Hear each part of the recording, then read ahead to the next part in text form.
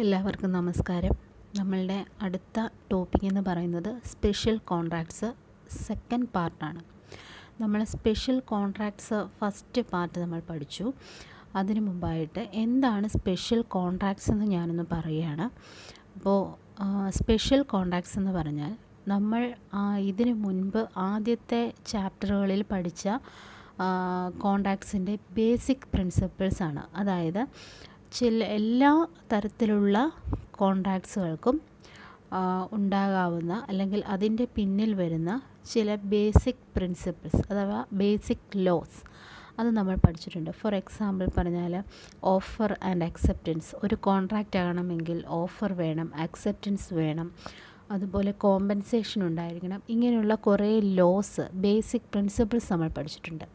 പക്ഷേ ചില കോൺട്രാക്ട്സുകളിൽ അവയ്ക്ക് മാത്രമായി ചില ലോസ് അഥവാ ബേസിക് പ്രിൻസിപ്പിൾസ് ഉണ്ട്. ചില കോൺട്രാക്ട്സുകൾക്ക് അഥവാ മറ്റ് ബേസിക് പ്രിൻസിപ്പിൾസ് എല്ലാ കോൺട്രാക്ട്സുകൾക്കും ഉണ്ടായിരിക്കും. എന്നാൽ ചില കോൺട്രാക്ട്സുകൾക്ക് സ്പെഷ്യൽ ലോസ് അല്ലെങ്കിൽ സ്പെഷ്യൽ പ്രിൻസിപ്പിൾസ് ആയിരിക്കും ഉണ്ടാവുക. അത്തരം കോൺട്രാക്ട്സ് ഏതെല്ലാമാണെന്നാണ് നമ്മൾ പഠിക്കുന്നത്. അപ്പോൾ ഇതിൻ്റെ രണ്ടാമത്തെ മൊഡ്യൂളിൽ നമ്മൾ സ്പെഷ്യൽ കോൺട്രാക്ട്സുകളെ കുറിച്ച് പഠിച്ചു. അതിലൊന്ന് ബെയിൽമെൻറ്റ്, പിന്നൊന്ന് പ്ലെഡ്ജ് തുടങ്ങിയവയായിരുന്നു. ഇനി ഈ അടുത്ത മൊഡ്യൂളിൽ നമ്മൾ പഠിക്കുന്നത് മറ്റ് ചില തരത്തിലുള്ള സ്പെഷ്യൽ കോൺട്രാക്ട്സുകളെ കുറിച്ചാണ്. അതിൽ പ്രധാനപ്പെട്ട ഒന്നാണ് ഇൻഡെംനിറ്റി ആൻഡ് ഗ്യാരൻറ്റി. ഈ രണ്ട് ടൈപ്പ് ഓഫ് കോൺട്രാക്ട്സ് ആണ് നമ്മൾ ഈ മൊഡ്യൂളിൽ പഠിക്കുന്നത്.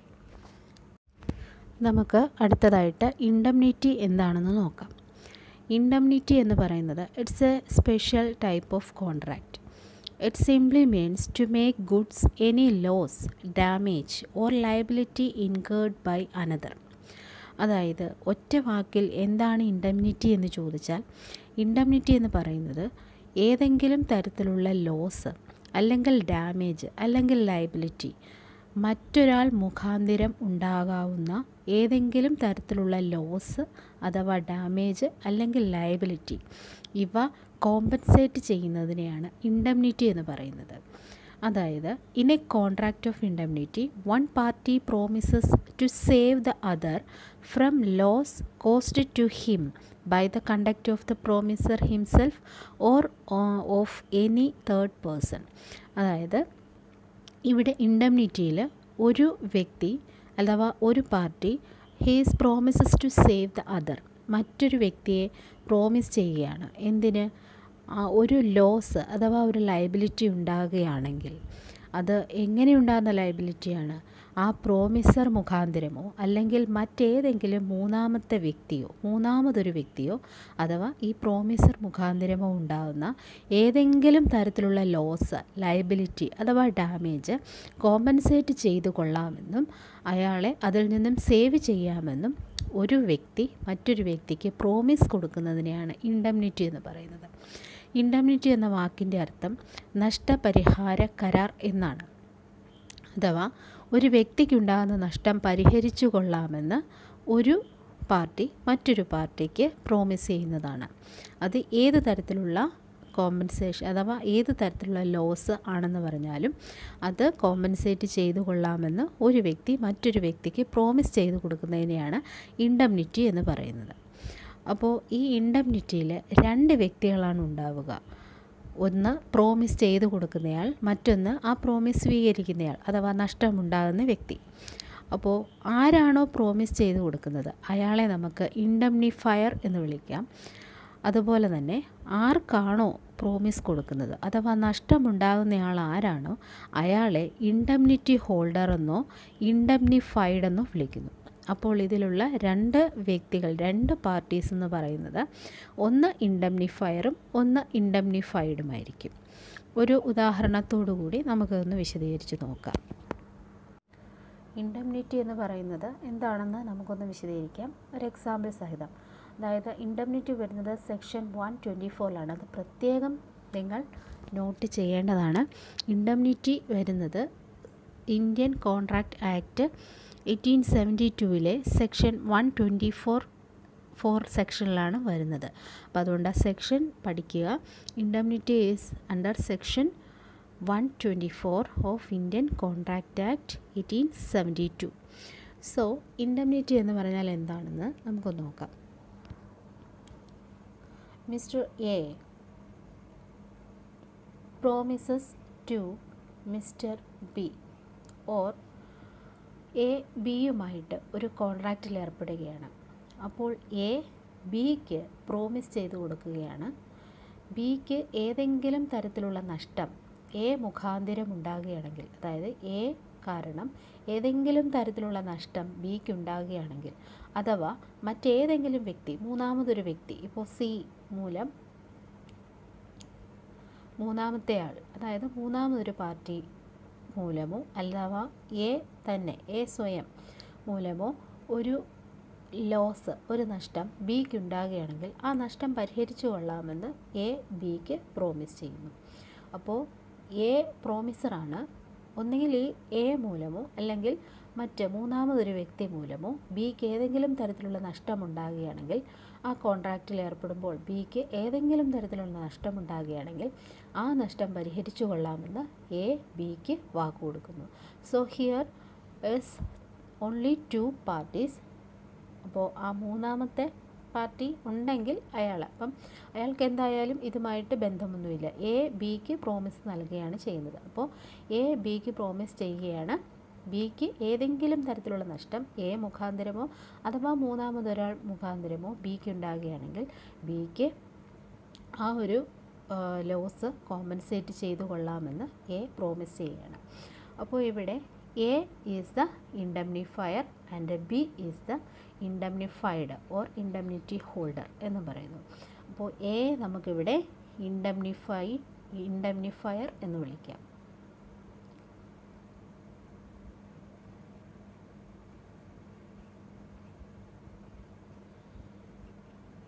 A is the indemnifier and B is the indemnified.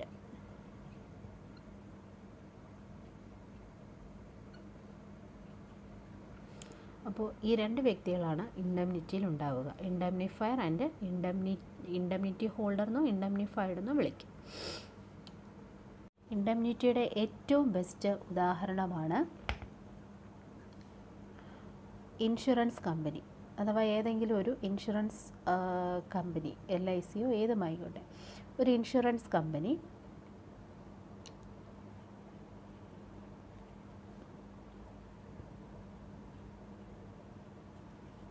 ഏത് തരത്തിലുള്ള ഇൻഷുറൻസ് കമ്പനി ആയാലും ആ ഇൻഷുറൻസ് കമ്പനി ഒരു ഇൻഡംനിഫയറാണ്. കാരണം ഈ ഇൻഷുറൻസ് കമ്പനി അയാളുടെ പോളിസി ഹോൾഡേഴ്സിന് ഒരു പ്രോമിസ് നൽകുകയാണ്. നിങ്ങൾക്ക് ഏത് തരത്തിലുള്ള പ്രോമിസ്, അതായത് നിങ്ങൾ ഏതിനാണോ ഈ പോളിസി എടുക്കുന്നത്, അപ്പം ഏത് തരത്തിലുള്ള ആ ഒരു റിസ്ക് കവർ ചെയ്ത് കൊടുക്കാമെന്ന് ഇൻഷുറൻസ് കമ്പനി ആ ഒരു പോളിസി ഉടമയ്ക്ക് പ്രോമിസ് ചെയ്ത് കൊടുക്കുകയാണ്. അപ്പോൾ ഇവിടെ ഒരു ഇൻഡംനിറ്റിയാണ് നടക്കുന്നത്, ഇൻഡംനിറ്റി കോൺട്രാക്റ്റാണ് ഉണ്ടാകുന്നത്. അപ്പോൾ ഇവിടെ ഇൻഷുറൻസ് കമ്പനി ഇൻഡംനിഫയറും ഒരു പോളിസി ഹോൾഡർ ആരാണോ അയാൾ ഇൻഡംനിഫൈഡുമാണ്. അപ്പോൾ ഇത് തന്നെ ഇതിന് നല്ലൊരു എക്സാമ്പിളാണ്. കൂടാതെ നിങ്ങളുടെ ടെക്സ്റ്റിനകത്ത് പറഞ്ഞിരിക്കുന്ന ഒരു എക്സാമ്പിൾ എന്ന് പറയുന്നത്, ഒരു വ്യക്തി അയാളുടെ ഒരു കമ്പനിയുടെ ഷെയർ ഹോൾഡർ ഒരു ബോണ്ട് തയ്യാറാക്കുകയാണ്, അതായത് ഒരു ഇൻഡംനിറ്റി ബോണ്ട് തയ്യാറാക്കുകയാണ്. അയാൾ മുഖാന്തരം കമ്പനിക്ക് ഏതെങ്കിലും തരത്തിലുള്ള ലോസ് ഉണ്ടാകുകയാണെങ്കിൽ അത് അയാൾ കോമ്പൻസേറ്റ് ചെയ്ത് കൊടുക്കാമെന്ന് ഒരു പ്രോമിസ് നൽകുന്നു. അപ്പോൾ അങ്ങനെയുള്ള ഇൻഡംനിറ്റി ബോണ്ടുകളും ഇൻഡംനിറ്റിക്ക് ഉദാഹരണമാണ്. അപ്പോൾ ഇതാണ് ഇൻഡംനിറ്റി എന്ന് പറയുന്നത്. ഇത് ക്ലാസ് എല്ലാവർക്കും മനസ്സിലായി കാണുമെന്ന് വിശ്വസിക്കുന്നു. അടുത്തതായി നമ്മൾ പഠിക്കാൻ പോകുന്നത് ടൈപ്സ് ഓഫ് ഇൻഡംനിറ്റിയാണ്. 2 തരത്തിലുള്ള ഇൻഡംനിറ്റിയാണുള്ളത്. ഒന്ന് express contract of indemnity and implied contract of indemnity. 2 തരത്തിലുള്ള ഇൻഡംനിറ്റിയാണ്, എക്സ്പ്രസ് ആൻഡ് ഇംപ്ലൈഡ്. പേര് പോലെ തന്നെ എക്സ്പ്രസ് എന്ന് പറഞ്ഞാൽ അത് എക്സ്പ്രസ് ചെയ്യുന്നതാണ്, അതായത് പുറത്ത് പറയുന്ന തരത്തിലുള്ള കോൺട്രാക്റ്റ്, അതായത് എഴുതി ഉണ്ടാക്കിയതോ അഥവാ പറഞ്ഞതോ ആയിട്ടുള്ള കോൺട്രാക്റ്റാണ് എക്സ്പ്രസ് കോൺട്രാക്റ്റ് ഓഫ് ഇൻഡംനിറ്റി.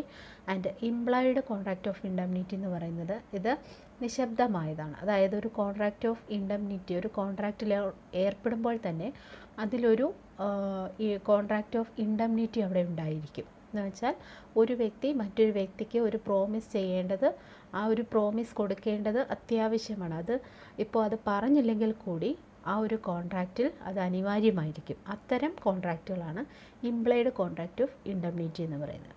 അപ്പോൾ ഇത് നമുക്കൊരു എക്സാമ്പിളോടുകൂടി നമുക്കൊന്ന് നോക്കാം. എന്താണ് എക്സ്പ്രസ് കോൺട്രാക്റ്റ് ഓഫ് ഇൻഡെംനിറ്റി, എന്താണ് ഇംപ്ലൈഡ് കോൺട്രാക്റ്റ് ഓഫ് ഇൻഡെംനിറ്റി എന്നുള്ളത്. എന്താണ് എക്സ്പ്രസ് കോൺട്രാക്റ്റ് ഓഫ് ഇൻഡെംനിറ്റി നോക്കാം. ഇവിടെ A promises to B, A ബിക്ക് പ്രോമിസ് നൽകുകയാണ് സിയുമായി ബിക്കുള്ള ഒരു കോൺട്രാക്റ്റിൽ, അതായത് ഒരു 50,000 രൂപയുടെ ഒരു കോൺട്രാക്റ്റ് ബിയും സിയും തമ്മിലുണ്ട്. അപ്പോൾ ഈ ഒരു കോൺട്രാക്റ്റിൽ ഏർപ്പെടുകയാണെങ്കിൽ ഏതെങ്കിലും തരത്തിലുള്ള നഷ്ടം ബിക്കുണ്ടായാൽ, ബി സിയുമായി ഒരു കോൺട്രാക്റ്റിൽ ഏർപ്പെടുന്നു, സിയുമായുള്ള ഒരു കോൺട്രാക്റ്റിൽ ബിക്ക് ഏതെങ്കിലും തരത്തിലുള്ള, അതായത് ഈ ഒരു 50,000 രൂപയിൽ നഷ്ടമുണ്ടാകുകയാണെങ്കിൽ ആ 50,000 രൂപ താൻ കൊടുത്തുകൊള്ളാമെന്ന് എ ബിക്ക് പ്രോമിസ് ചെയ്യുന്നു. So this is the express contract of indemnity. അതായത് ഇവിടെ ബിക്ക് എ പ്രോമിസ് ചെയ്യുകയാണ്, അഥവാ ഒരു indemnity of contract of indemnity അവിടെ ഉണ്ടാകുകയാണ്, ഒരു എഗ്രിമെൻറ്റിൽ അവിടെ ഏർപ്പെടുകയാണ്. ബിയും സിയും തമ്മിലുള്ളൊരു കോൺട്രാക്റ്റിൽ ബിക്ക് ഏതെങ്കിലും തരത്തിലുള്ള നഷ്ടമുണ്ടാകുകയാണെങ്കിൽ അത് റീഇംബേഴ്സ് ചെയ്തു കൊള്ളാമെന്ന് എ ബിക്ക് വാക്ക് നൽകുന്നു. അതാണ് എക്സ്പ്രസ് കോൺട്രാക്റ്റ് ഓഫ് ഇൻഡെംനിറ്റി എന്ന് പറയുന്നത്. അപ്പോൾ ഇവിടെ ഒരു എക്സ്പ്രഷൻ ഉണ്ടാകുകയാണ്. എ ബിക്ക് അത് വാക്ക് കൊടുക്കുകയാണ്. അത് ഓറലായോ അഥവാ റിട്ടണായോ കൊടുക്കുന്ന ഒരു കോൺട്രാക്റ്റ് ഓഫ് ഇൻഡെംനിറ്റിയാണ്. അതുകൊണ്ടാണ് ഇതിനെ എക്സ്പ്രസ് കോൺട്രാക്റ്റ് ഓഫ് ഇൻഡെംനിറ്റി എന്ന് പറയുന്നത്. ഇവിടെ അത് ഒന്നുകിൽ ഓറലായിരിക്കാം അല്ല റിട്ടൺ ആയിരിക്കാം. ആ രണ്ട് തരത്തിലുള്ള ഒരു കോൺട്രാക്റ്റ് ഓഫ് ഇൻഡെംനിറ്റിയാണ് എക്സ്പ്രസ് കോൺട്രാക്റ്റ് ഓഫ് ഇൻഡെംനിറ്റി എന്ന് പറയുന്നത്. അടുത്തത് ഇംപ്ലൈഡ് കോൺട്രാക്റ്റ് ഓഫ് ഇൻഡെംനിറ്റിയാണ്.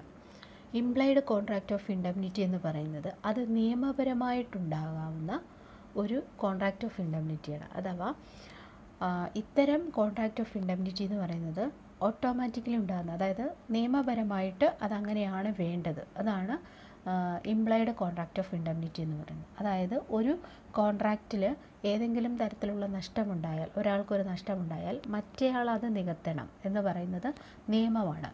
അത് നിയമപരമായി അങ്ങനെ തന്നെയാണ് വേണ്ടത്. അത് പ്രത്യേകിച്ച് എഴുതി വയ്ക്കുകയോ പറയുകയോ ചെയ്യണമെന്നില്ല.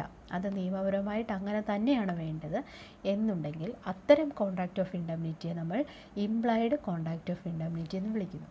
ഒരു എക്സാമ്പിൾ പറയുകയാണെങ്കിൽ എയും ബിയും തമ്മിലുള്ളൊരു കോൺട്രാക്റ്റ്. എ ഒരു ഗുഡ്സിൻ്റെ ഡീലറാണ്, ഒരു ഏജൻ്റാണ്. ബി അതിൻ്റെ പ്രിൻസിപ്പൽ, അതായത് ആ ഗുഡ്സ് വാങ്ങിക്കുന്ന ആളുമാണ്. അപ്പോൾ എ ബിക്ക് കുറച്ച് ഗുഡ്സ്, അയാളുടെ ബിസിനസ്സിന് ആവശ്യമായ ഗുഡ്സ് സപ്ലൈ ചെയ്യുകയാണ്. അപ്പോൾ അങ്ങനെ സപ്ലൈ ചെയ്യുന്നൊരു കോൺട്രാക്റ്റാണ്. എ ബിക്ക് ഗുഡ്സ് സപ്ലൈ ചെയ്യുകയും ചെയ്യുന്നു. പക്ഷേ ബി എന്ത് ചെയ്യുന്നു, അത്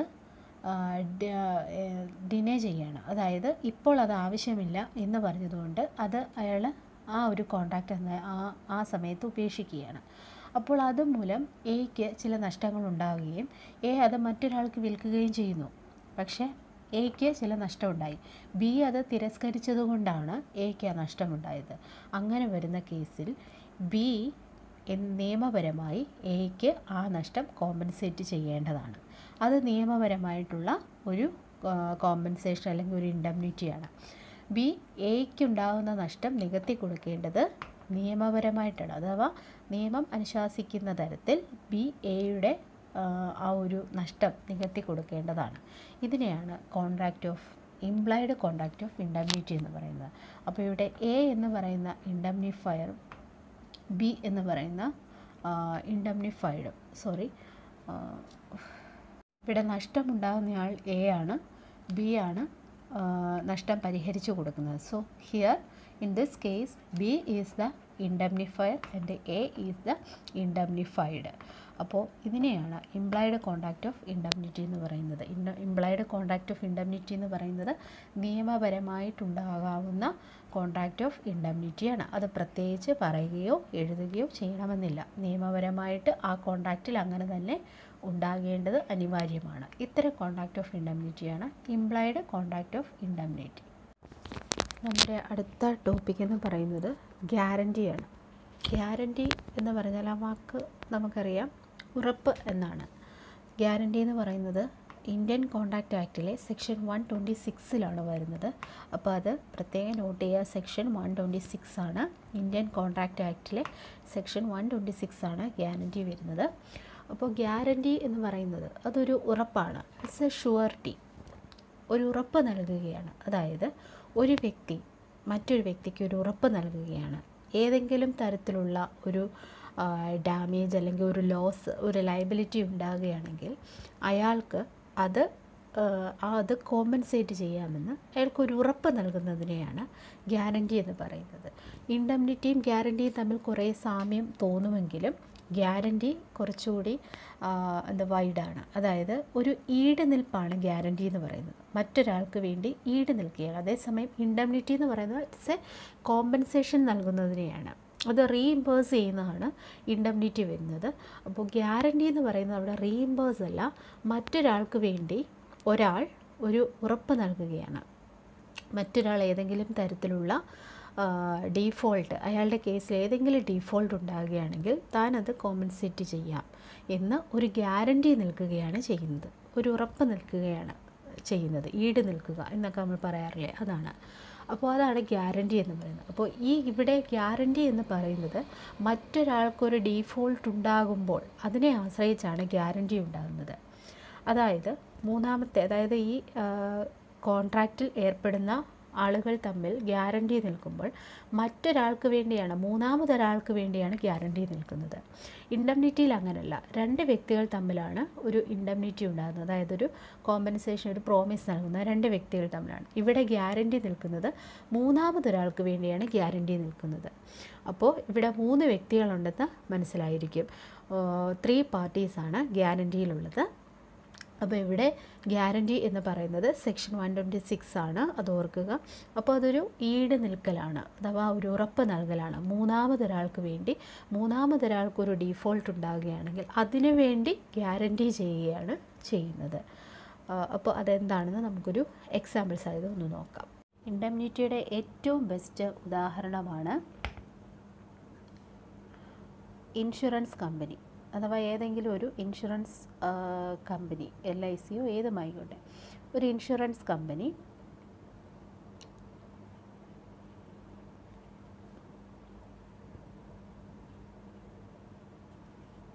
ഏത് തരത്തിലുള്ള ഇൻഷുറൻസ് കമ്പനി ആയാലും ആ ഇൻഷുറൻസ് കമ്പനി ഒരു ഇൻഡെംനിഫയർ ആണ്. കാരണം ഈ ഇൻഷുറൻസ് കമ്പനി അയാളുടെ പോളിസി ഹോൾഡേഴ്സിന് ഒരു പ്രോമിസ് നൽകുകയാണ്. നിങ്ങൾക്ക് ഏത് തരത്തിലുള്ള പ്രോമിസ്, അതായത് നിങ്ങൾ ഏതിനാണോ ഈ പോളിസി എടുക്കുന്നത്, അപ്പം ഏത് തരത്തിലുള്ള ആ ഒരു റിസ്ക് കവർ ചെയ്ത് കൊടുക്കാമെന്ന് ഇൻഷുറൻസ് കമ്പനി ആ ഒരു പോളിസി ഉടമയ്ക്ക് പ്രോമിസ് ചെയ്ത് കൊടുക്കുകയാണ്. അപ്പോൾ ഇവിടെ ഒരു ഇൻഡെംനിറ്റിയാണ് നടക്കുന്നത്, ഇൻഡെംനിറ്റി കോൺട്രാക്റ്റാണ് ഉണ്ടാകുന്നത്. അപ്പോൾ ഇവിടെ ഇൻഷുറൻസ് കമ്പനി ഇൻഡെംനിഫയറും ഒരു പോളിസി ഹോൾഡർ ആരാണോ അയാൾ ഇൻഡെംനിഫൈഡുമാണ്. അപ്പോൾ ഇത് തന്നെ ഇതിന് നല്ലൊരു എക്സാമ്പിളാണ്. കൂടാതെ നിങ്ങളുടെ ടെക്സ്റ്റിനകത്ത് പറഞ്ഞിരിക്കുന്ന ഒരു എക്സാമ്പിൾ എന്ന് പറയുന്നത്, ഒരു വ്യക്തി അയാളുടെ ഒരു കമ്പനിയുടെ ഷെയർ ഹോൾഡർ ഒരു ബോണ്ട് തയ്യാറാക്കുകയാണ്, അതായത് ഒരു ഇൻഡെംനിറ്റി ബോണ്ട് തയ്യാറാക്കുകയാണ്. അയാൾ മുഖാന്തരം കമ്പനിക്ക് ഏതെങ്കിലും തരത്തിലുള്ള ലോസ് ഉണ്ടാകുകയാണെങ്കിൽ അത് അയാൾ കോമ്പൻസേറ്റ് ചെയ്ത് കൊടുക്കാമെന്ന് ഒരു പ്രോമിസ് നൽകുന്നു. അപ്പോൾ അങ്ങനെയുള്ള ഇൻഡെംനിറ്റി ബോണ്ടുകളും ഇൻഡെംനിറ്റിക്ക് ഉദാഹരണമാണ്. അപ്പോൾ ഇതാണ് ഇൻഡെംനിറ്റി എന്ന് പറയുന്നത്. ഇത് ക്ലാസ് എല്ലാവർക്കും മനസ്സിലായി കാണുമെന്ന് വിശ്വസിക്കുന്നു. ഗ്യാരണ്ടിയിൽ ഉൾപ്പെടുന്നത് 3 വ്യക്തികളാണ്. അതായത് ഒരാൾ, ആ ഗ്യാരണ്ടി നൽകുന്നയാൾ, അയാളെ വിളിക്കുന്ന പേര് ഷുവർട്ടി എന്നാണ്.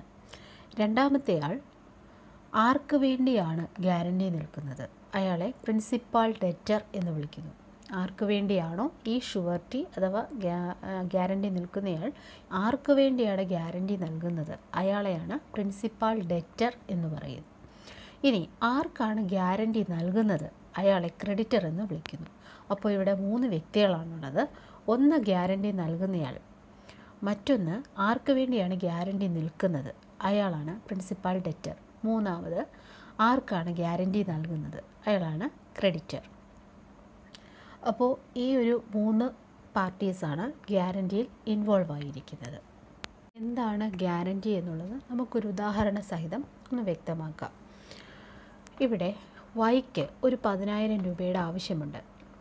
വൈക്ക് എക്സ് കൊടുക്കാമെന്ന് ഏൽക്കുന്നു. അതായത് വൈക്ക് 10,000 രൂപയുടെ ആവശ്യമുണ്ട്. വൈക്ക് എക്സ് അഥവാ വൈ എക്സിനോട് ചോദിക്കുകയാണ് ഒരു 10,000 രൂപ തരാൻ. പക്ഷേ എക്സ് വെറുതെ വൈക്ക് 10,000 രൂപ കൊടുക്കില്ല. അയാൾ അത് തിരിച്ചു കൊടുത്തില്ലെങ്കിലോ? അപ്പോൾ ഇസഡ് എന്ത് ചെയ്യുന്നു? വൈക്ക് വേണ്ടി എക്സിന് ഗ്യാരണ്ടി പറയുന്നു. അതായത് എക്സിനോട് ഇസഡ് പറയുകയാണ്, താങ്കൾ വൈക്ക് 10,000 രൂപ കൊടുത്തോളൂ, ഞാനതിന് ഗ്യാരണ്ടി നിന്നുകൊള്ളാം, അവൻ തന്നില്ലെങ്കിൽ ഞാനത് തന്നുകൊള്ളാം എന്ന് ഇസഡ് എക്സിനോട് പറയുന്നു. അപ്പോൾ വൈക്ക് വേണ്ടി ഇസഡ് ഇവിടെ ഗ്യാരണ്ടി നിൽക്കുകയാണ്. ആ ഗ്യാരണ്ടിന്മേൽ, ആ ഉറപ്പിന്മേൽ എക്സ് 10,000 രൂപ വൈക്ക് നൽകുകയാണ്. അപ്പോൾ ഇവിടെ പണം ആവശ്യമുള്ളയാൾ വൈ ആണ്. വൈക്കാണ് 10,000 രൂപ വേണ്ടത്. അയാളെ നമുക്ക് പ്രിൻസിപ്പാൾ ഡെറ്റർ എന്ന് വിളിക്കാം. അയാൾക്കാണ് കടം ആവശ്യമുള്ളത്. ഇനി കടം കൊടുക്കുന്നയാൾ എക്സ് ആണ്. എക്സിനെ നമുക്ക് ക്രെഡിറ്റർ എന്ന് വിളിക്കാം.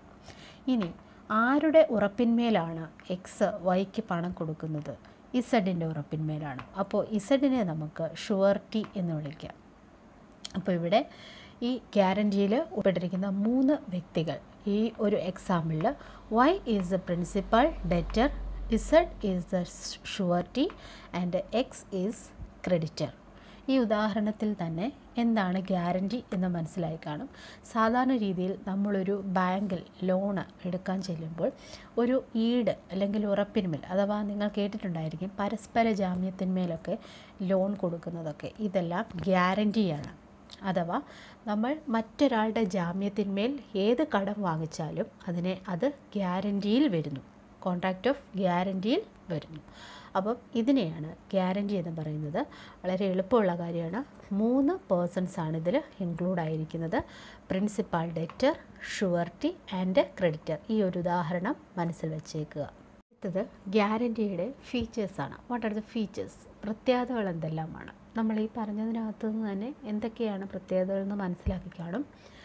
ഒന്നാമത്തത്, ഇതിൽ 3 പാർട്ടീസ് ഉണ്ടെന്നുള്ളത് തന്നെയാണ് ഇതിൻ്റെ ഏറ്റവും വലിയ പ്രത്യേകത. അതായത് ഒരു ഷുവർട്ടി ഉണ്ടാവും, ഒരു പ്രിൻസിപ്പൽ ഡെറ്റർ ഉണ്ടാവും, ഒരു ക്രെഡിറ്റർ ഉണ്ടാവും. അങ്ങനെ 3 വ്യക്തികളാണ് ഇതിൽ ഉൾപ്പെടുന്നത്.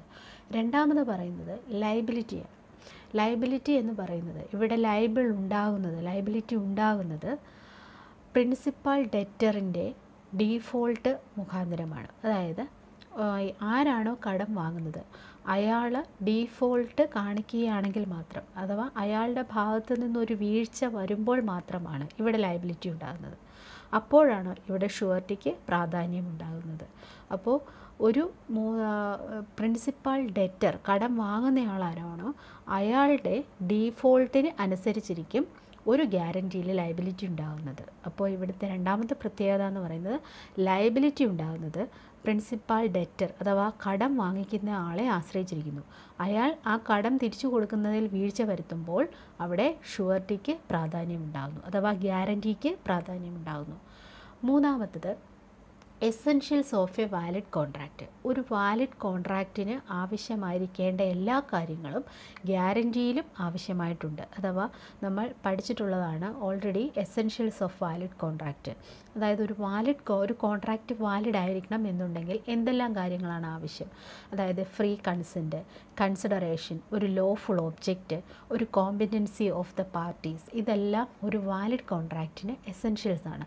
ഇവയെല്ലാം തന്നെ ഗ്യാരണ്ടിയിലും വേണം. അതായത് ഒരു കോൺട്രാക്റ്റ് ഓഫ് ഗ്യാരണ്ടി നടക്കണമെന്നുണ്ടെങ്കിൽ അവിടെ ഫ്രീ കൺസെൻറ്റ് വേണം, ഒരു കോമ്പൻസേഷൻ അവിടെ ഉണ്ടായിരിക്കണം, പിന്നെ അവിടെ ഒരു കോമ്പിറ്റൻസി ഓഫ് ദ പാർട്ടീസ് അവിടെ ഉണ്ടായിരിക്കണം, അതുപോലെ തന്നെ ഒരു ലോഫുൾ ഒബ്ജക്റ്റ് ഉണ്ടായിരിക്കണം. ഇതെല്ലാം ഗ്യാരണ്ടിയിലും ആവശ്യമാണ്. അതുകൊണ്ടാണ് ഈ ഒരു വാലിഡ് കോൺട്രാക്റ്റിൽ ആവശ്യമായ കാര്യങ്ങളെല്ലാം തന്നെ ഗ്യാരണ്ടിയിലും ഉണ്ടെന്ന് പറയുന്നത്. നാലാമത് പറയുന്നത് മീഡിയം ഓഫ് കോൺട്രാക്റ്റാണ്. മീഡിയം ഓഫ് കോൺട്രാക്റ്റ് എന്ന് പറയുന്നത് നമ്മുടെ ഇന്ത്യൻ കോൺട്രാക്റ്റ് ആക്ട് 1872 അനുസരിച്ച് ഇവിടെ ഒരു മീഡിയം ഓഫ് കോൺട്രാക്റ്റ് ഇല്ല എന്ന് തന്നെ. അതായത് ഇതിപ്പോൾ ഓറൽ വേണോ റിട്ടൺ വേണോ അങ്ങനെയൊന്നുമില്ല. ഒരു കോൺട്രാക്റ്റിൽ ഒരു ഗ്യാരണ്ടി കോൺട്രാക്റ്റ് ഓഫ് ഗ്യാരണ്ടിയിൽ ഏർപ്പെടുമ്പോൾ അവിടെ ആ ഒരു ഗ്യാരൻറ്റി മൂന്നാമതൊരാൾക്കൊരു ഷുവർട്ടി നൽകുന്നതാണ്. അവിടെ അത് എഴുതി ഉണ്ടാക്കണം, അല്ലെങ്കിൽ ഓറൽ വേണം, റിട്ടൺ വേണം എന്നങ്ങനെ നിർബന്ധമൊന്നുമില്ല. ഏത് മീഡിയം ആയാലും കുഴപ്പമില്ല. അതായത് ഓറൽ ആയാലും റിട്ടൺ ആയാലും അവിടെ പ്രശ്നമൊന്നുമില്ല. അപ്പം ഇത് 4മാണ് ഇതിൻ്റെ പ്രത്യേകത എന്ന് പറയുന്നത്. അടുത്ത ടോപ്പിക്ക് കൈൻഡ്സ് ഓഫ് ഗ്യാരൻറ്റീസ് ആണ്. അതായത് ഗ്യാരൻറ്റിയുടെ വിവിധ വിഭാഗങ്ങൾ എന്തൊക്കെയാണ്. കൈൻഡ്സ് ഓഫ് ഗ്യാരൻറ്റീസ് എന്ന് പറയുന്നത് 2 തരത്തിലുള്ള ഗ്യാരൻറ്റീസ് ആണുള്ളത്. ഒന്ന് സ്പെസിഫിക് ഗ്യാരൻറ്റി, 2 കണ്ടിന്യൂയിങ് ഗ്യാരൻറ്റി. എന്താണ് സ്പെസിഫിക് ഗ്യാരൻറ്റി എന്ന് ചോദിച്ചാൽ ആ പേര് സൂചിപ്പിക്കുന്നത് പോലെ തന്നെ സ്പെസിഫിക് ആയിട്ടുള്ള ഗ്യാരൻറ്റിയാണ്. അതായത് ഒരു പ്രത്യേക കാര്യത്തിന് വേണ്ടി ഗ്യാരൻറ്റി നിൽക്കുകയും ആ കാര്യം തീർന്നു കഴിഞ്ഞാൽ ആ ഗ്യാരൻറ്റി അവിടെ ഇല്ലാതാവുകയും ചെയ്യുന്നു. അതായത് ഒരു ലോൺ എടുക്കുന്നതിന് വേണ്ടി ഒരാളെ ഗ്യാരൻറ്റി നിർത്തിക്കൊണ്ട് ഒരാൾ ലോൺ എടുക്കുകയാണ്.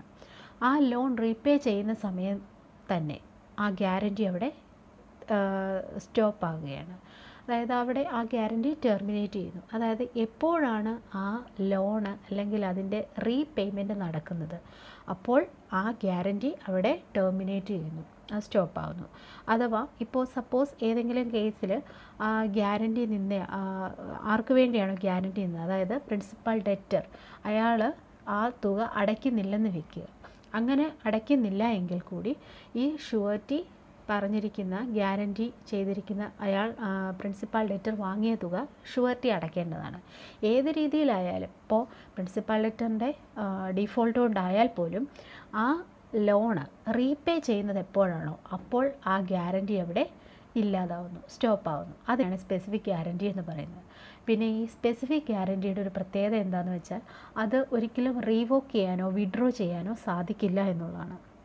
അതായത് ഒരിക്കലും നമുക്കൊരു ഗ്യാരൻറ്റിയിൽ ഇൻവോൾവ് ആയി കഴിഞ്ഞാൽ പിന്നീട് നമുക്കത് പിൻവലിക്കാൻ സാധിക്കില്ല. സപ്പോസ് ആ ഗ്യാരൻറ്റിയുടെ ഡെത്ത് നടക്കുകയാണെങ്കിൽ, ഡെത്ത് ആവുകയാണെന്നുണ്ടെങ്കിൽ അയാളുടെ ലീഗലി റെപ്രസെൻറ്റേറ്റീവ് ആരാണോ, അയാളുടെ പിന്തുടർച്ച അവകാശികൾ ആരൊക്കെയാണോ അയാളിലൂടെ ആ ഗ്യാരൻറ്റി തുടരുന്നതാണ്. അപ്പോൾ എപ്പോഴാണോ സ്പെസിഫിക് ഗ്യാരൻറ്റിയിൽ ഇൻവോൾവ് ആകുന്നത് പിന്നീട് അത് റീവോക്ക് ചെയ്യാനോ വിഡ്രോ ചെയ്യാനോ സാധിക്കില്ല എന്നുള്ളതാണ്. എപ്പോഴാണ് അതിൻ്റെ ആ റീപേയ്മെൻറ്റ് കാലാവധി ആകുന്നത്, അല്ലെങ്കിൽ ആ റീപേയ്മെൻറ്റ് എപ്പോഴാണ് നടക്കുന്നത്, അപ്പോൾ മാത്രമേ ആ ഗ്യാരൻറ്റി അവിടെ സ്റ്റോപ്പ് ആവുന്നുള്ളൂ. അപ്പോൾ അതിനെയാണ് സ്പെസിഫിക് ഗ്യാരൻറ്റി എന്ന് പറയുന്നത്. രണ്ടാമത് കണ്ടിന്യൂ ഗ്യാരൻറ്റി എന്ന് പറയുന്നത് സ്പെസിഫിക് ഗ്യാരൻറ്റിയുടെ ജസ്റ്റ് ഓപ്പോസിറ്റാണ്. അതായത് കണ്ടിന്യൂ ചെയ്ത് പോവുകയാണ്, ഒരിക്കലും അത് സ്റ്റോപ്പ് ആവുന്നില്ല. ഒരു ഡേറ്റ് തീർന്നു, അതിനുശേഷം അടുത്തത്, പിന്നീട് അടുത്തത്, അങ്ങനെ അത് കണ്ടിന്യൂ ആയിട്ട് ആ കടം മുന്നോട്ട് പോവുകയാണ്. അപ്പോൾ അതിന് ഇങ്ങനെ ഗ്യാരൻറ്റി നിന്നുകൊണ്ടേയിരിക്കണം. എത്ര കാലം കടങ്ങൾ വന്നുകൊണ്ടേയിരിക്കുന്നു അതിനനുസരിച്ച് എന്നത് അത് വേണ്ടെന്ന് വെക്കുന്നു അതുവരെ അതിങ്ങനെ കണ്ടിന്യൂ ആയിട്ട് പൊയ്ക്കൊണ്ടേയിരിക്കും. അതിനെയാണ് കണ്ടിന്യൂയിങ് ഗ്യാരൻറ്റി എന്ന് പറയുന്നത്. അഥവാ ഒരു ലോണ് എടുക്കുകയാണ്, അത് തീർന്നു, പിന്നീട് അടുത്ത് എടുക്കുന്നു, അങ്ങനെ ആ ഡെറ്റ് ഇങ്ങനെ വന്നുകൊണ്ടേയിരിക്കുന്നു. അപ്പോൾ അതിനനുസരിച്ച് ഗ്യാരൻറ്റി നിന്നുകൊണ്ടേയിരിക്കണം. ഇതിനെയാണ് കണ്ടിന്യൂയിങ് ഗ്യാരൻറ്റി എന്ന് പറയുന്നത്. അപ്പോൾ ഇങ്ങനെ 2 ടൈപ്പ് ഓഫ് ഗ്യാരൻറ്റീസ് ആണുള്ളത്, സ്പെസിഫിക് ഗ്യാരൻറ്റിയും കണ്ടിന്യൂയിങ് ഗ്യാരൻറ്റിയും. അടുത്ത വീഡിയോ എന്ന് പറയുന്നത് ഡിഫറൻസ് ബിറ്റ്വീൻ ഇൻഡംനിറ്റി ആൻഡ് ഗ്യാരൻറ്റിയാണ്. അതായത് ഇൻഡംനിറ്റിയും ഗ്യാരൻറ്റിയും തമ്മിലുള്ള പ്രധാനപ്പെട്ട ഡിഫറൻസ് എന്തൊക്കെയാണെന്ന് നോക്കാം. അതായത് ഒന്നാമത് പറയുന്നത് നമ്പർ ഓഫ് പാർട്ടീസ്, അതായത് വ്യക്തികൾ തമ്മിലുള്ള, അതിൽ ഇൻവോൾവ് ആയിരിക്കുന്ന വ്യക്തികൾ എത്ര പേരുണ്ട് അത് തമ്മിലുള്ള വ്യത്യാസം. In case of indemnity there are 2 parties in this contract. അതായത് ഇൻഡംനിറ്റിയിൽ 2 വ്യക്തികൾ, അതായത് ഇൻഡംനിഫയർ ആൻഡ് ഇൻഡംനിഫൈഡ്, ഈ 2 വ്യക്തികളാണ് നമ്പർ ഓഫ് പാർട്ടീസ്, അതായത് ഇൻഡംനിറ്റിയിലുള്ള പാർട്ടീസ്. അതേസമയം in case of guarantee there are 3 parties. Who are they? ആരൊക്കെയാണ്?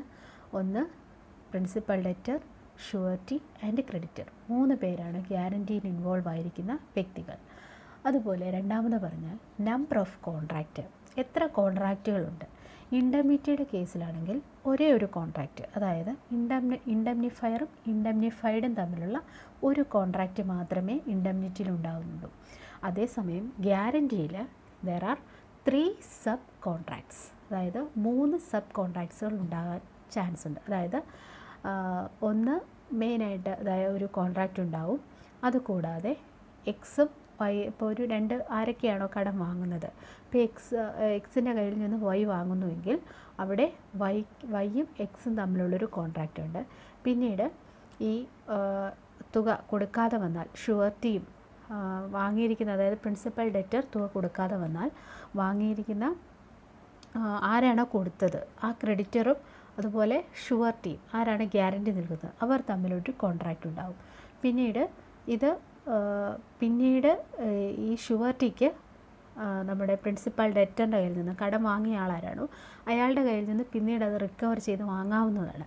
അപ്പോൾ അങ്ങനെ റിക്കവർ ചെയ്ത് തരാമെന്ന് പറഞ്ഞുകൊണ്ട് ഷുവർട്ടിയും ആ പ്രിൻസിപ്പൽ ഡെറ്ററും തമ്മിലുള്ള ഒരു കോൺട്രാക്റ്റ്. അങ്ങനെ 3 സബ് കോൺട്രാക്റ്റുകൾ ഗ്യാരണ്ടിയിൽ വരുന്നുണ്ട്. അതായത് ഒന്ന് പ്രിൻസിപ്പൽ ഡെറ്ററും ക്രെഡിറ്ററും തമ്മിലുള്ള കോൺട്രാക്റ്റ്, ക്രെഡിറ്ററും ഷുവർട്ടിയും തമ്മിലുള്ള കോൺട്രാക്റ്റ്, ഷുവർട്ടിയും പ്രിൻസിപ്പൽ ഡെറ്ററും തമ്മിലുള്ള കോൺട്രാക്റ്റ്. ഇങ്ങനെ 3 വ്യക്തികൾ പരസ്പരം ഓരോ കോൺട്രാക്റ്റുകൾ ഉണ്ടാകുന്നു. അതുകൊണ്ട് ഇതിൽ 3 സബ് കോൺട്രാക്റ്റുകൾ ഗ്യാരണ്ടിയിൽ ഉണ്ടാകുന്നുണ്ട്. അടുത്തതെന്ന് പറയുന്നത് പർപ്പസാണ്. ഇതിൻ്റെ ലക്ഷ്യം എന്താണെന്ന് നോക്കാം. ഇൻഡംനിറ്റി എന്ന് പറയുന്നത് റീഇംബേഴ്സ് ചെയ്യുക എന്നുള്ളതാണ്. അതായത് ഒരാൾക്ക് ഇൻഡംനിഫയർ ഏതെങ്കിലും നഷ്ടമുണ്ടായാൽ അത് നികത്തിക്കൊള്ളാമെന്ന് ഇൻഡംനിഫൈഡിന് വാക്ക് കൊടുക്കുകയാണ്, പ്രോമിസ് ചെയ്യുകയാണ്. അപ്പോൾ അത് റീഇംബേഴ്സ് ചെയ്തു കൊള്ളാമെന്നാണ് ഇൻഡംനിഫയർ പ്രോമിസ് ചെയ്യുന്നത്. But in case of guarantee there is A security. അവിടെ ഗ്യാരണ്ടി ചെയ്യുകയാണ് വേറൊരാൾ, മൂന്നാമതൊരാൾ, അതായത് ഷുവർട്ടി മറ്റൊരാൾക്ക് ഗ്യാരണ്ടി നിൽക്കുകയാണ് ചെയ്യുന്നത്. അതായത് ഒരു സെക്യൂരിറ്റി നിൽക്കുകയാണ് ചെയ്യുന്നത്. അതാണ് ഇതിൻ്റെ ഗ്യാരണ്ടിയുടെ ലക്ഷ്യമെന്ന് പറയുന്നത്, സെക്യൂരിറ്റി നിൽക്കുക എന്നുള്ളതാണ്. ഇൻഡംനിറ്റിയിൽ റീഇംബേഴ്സ് ചെയ്യുക, വാങ്ങിയ തുക തിരിച്ചു കൊടുക്കുക, റീഇംബേഴ്സ് ചെയ്യുക എന്നുള്ള, അല്ലെങ്കിൽ വരുന്ന ലയബിലിറ്റി അല്ലെങ്കിൽ ലോസ് എന്താണോ അത് റീഇംബേഴ്സ് ചെയ്യുക എന്നുള്ളതാണ് ഇൻഡംനിറ്റിയുടെ ലക്ഷ്യം. നാലാമത് വരുന്നത് ലയബിലിറ്റിയാണ്. ഏത് തരത്തിലുള്ള ലയബിലിറ്റി, എങ്ങനെയാണ് ലയബിലിറ്റി ഉണ്ടാകുന്നത്? ഇൻഡംനിറ്റി ലയബിലിറ്റി ഉണ്ടാകുന്നത് ബേസ്ഡ് ഓൺ ഇൻഡംനിഫയർ. അതായത് ആ ഇൻഡംനിഫയറിനെ ആശ്രയിച്ചാണ് ഇരിക്കുന്നത്. അതായത് ഇൻഡംനിഫയർ പറയുകയാണ്, ഇൻഡംനിഫൈഡിനോട് പറയുന്നു, താങ്കൾക്ക് ഈ ഒരു കോൺട്രാക്റ്റിൽ ഏർപ്പെട്ടാൽ ഏതെങ്കിലും തരത്തിലുള്ള ലോസ് ഉണ്ടാവുകയാണെങ്കിൽ ഞാനത് നികത്തിക്കൊള്ളാം, ഞാനത് റീഇംബേഴ്സ് ചെയ്തോളാം എന്ന് വാക്ക് കൊടുക്കുകയാണ്. അപ്പോൾ ഇൻഡംനിഫയർ അത് തിരിച്ചു കൊടുക്കുമ്പോൾ അഥവാ ആ കോൺട്രാക്റ്റിൽ ഇൻഡംനിഫയറിൻ്റെ ഭാഗത്ത് നിന്നും എന്തെങ്കിലും മിസ്റ്റേക്ക് ഉണ്ടാകുമ്പോൾ അവിടെ ലയബിലിറ്റി ഉണ്ടാകുന്നു, ഇൻഡംനിഫയറിന് ലയബിലിറ്റി ഉണ്ടാകുന്നു. അപ്പോൾ അവിടെ ബേസ് ചെയ്തിരിക്കുന്നത്, ലയബിലിറ്റി ഉണ്ടാകുന്നത് ഇൻഡംനിഫയറിൻ്റെ പ്രവൃത്തി അതിനെ ആശ്രയിച്ചാണ്. ഇൻഡംനിഫയർ ആണ് എന്തെങ്കിലും ലോസ് ഉണ്ടാക്കാൻ കാരണമുണ്ടാകുന്നതെങ്കിൽ അയാൾ ആ ലോസ് കോമ്പൻസേറ്റ് ചെയ്യണം. അപ്പോൾ ഇവിടെ ബേസ്ഡ് ഓൺ ഇൻഡംനിഫയർ, ഇവിടെ ലയബിലിറ്റി ഉണ്ടാകുന്നത് ബേസ്ഡ് ഓൺ ഇൻഡംനിഫയർ ആണ്. അതേസമയം in case of guarantee it is based on principal debtor. Principal debtor, കടം വാങ്ങുന്നയാൾ അത് തിരിച്ചു കൊടുത്തില്ലെങ്കിൽ അവിടെ ലയബിലിറ്റി ഉണ്ടാകുന്നു. അങ്ങനെയാണ് ഗ്യാരണ്ടിയിൽ ലയബിലിറ്റി ഉണ്ടാകുന്നത്. അടുത്ത കേസ് എന്ന് പറയുന്നത് റിക്കവറി. ഇതെങ്ങനെയാണ് റിക്കവർ ചെയ്യുന്നത് നോക്കാം. In case of indemnity recover only from ഇൻഡംനിഫയർ. അതായത് ഇൻഡംനിഫയറിൻ്റെ കയ്യിൽ നിന്ന് മാത്രമേ അത് റിക്കവർ ചെയ്യാൻ സാധിക്കുകയുള്ളൂ. കാരണം ഇവിടെ കോൺട്രാക്റ്റ് ഉള്ളത് ഇൻഡംനിഫയറും ഇൻഡംനിഫൈഡും തമ്മിലാണ്. അപ്പം ഫയറിൻ്റെ കയ്യിൽ നിന്ന് മാത്രമേ ആ തുക റീഇംബേഴ്സ് ചെയ്യാൻ സാധിക്കുകയുള്ളൂ. അപ്പോൾ റിക്കവർ ചെയ്യാൻ പറ്റുന്നത് ഇൻഡംനിഫയറിന് മാത്രമാണ്. വേറൊരാൾക്ക് അവിടെ ഒരു ചാൻസും ഇല്ല, അല്ലെങ്കിൽ വേറൊരാൾക്ക് അവിടെ യാതൊരു ഇതുമില്ല, യാതൊരു ഇമ്പോർട്ടൻസും ഇല്ല. അതേസമയം in case of guarantee surety can recover from principal debtor. അപ്പോൾ ഷുവർട്ടി പ്രിൻസിപ്പൽ ഡെറ്റർ ഒരു തുക, വാങ്ങിയ തുക ക്രെഡിറ്ററിന് തിരിച്ച് കൊടുത്തില്ല എന്ന് വയ്ക്കുക. അപ്പോൾ ആ തുക ഷുവർട്ടി നൽകേണ്ടി വരും. പക്ഷേ പിന്നീട് ഷുവർട്ടിക്ക് പ്രിൻസിപ്പൽ ഡെറ്ററിൻ്റെ കയ്യിൽ നിന്നും അത് റിക്കവർ ചെയ്യാവുന്നതാണ്. അപ്പോൾ അതുകൊണ്ട് ഇവിടെ ഷുവർട്ടിക്ക് പ്രിൻസിപ്പൽ ഡെറ്ററിൻ്റെ കയ്യിൽ നിന്ന് പിന്നീട് റിക്കവർ ചെയ്ത് വാങ്ങാവുന്നത് കൊണ്ട് തന്നെ ഷുവർട്ടിക്ക് അവിടെ വലിയ റിസ്ക് ഉണ്ടാകുന്നില്ല. അപ്പോൾ ഇവിടെ റിക്കവർ ചെയ്യുന്നതിൻ്റെ ബേസിസിലാണെങ്കിൽ ഇവിടെ ഷുവർട്ടിക്ക് പ്രിൻസിപ്പൽ ഡെറ്ററിൻ്റെ കയ്യിൽ നിന്ന് താൻ കൊടുത്ത തുക, ഗ്യാരണ്ടി നിന്നതുകൊണ്ട് തനിക്ക് നഷ്ടമായ തുക പ്രിൻസിപ്പൽ ഡെറ്ററിൻ്റെ കയ്യിൽ നിന്ന് പിന്നീട് റിക്കവർ ചെയ്യാം. അതേസമയം ഇൻഡംനിറ്റിയിൽ അവിടെ വേറൊരാൾക്ക് യാതൊരു പ്രാധാന്യവുമില്ല. അവിടെ ഇൻഡംനിഫയർ തന്നെ ആ തുക റിക്കവർ ചെയ്യേണ്ടതാണ്. ഇത്രയുമാണ് ഇതിൻ്റെ പ്രധാനപ്പെട്ട ഡിഫറൻസ്.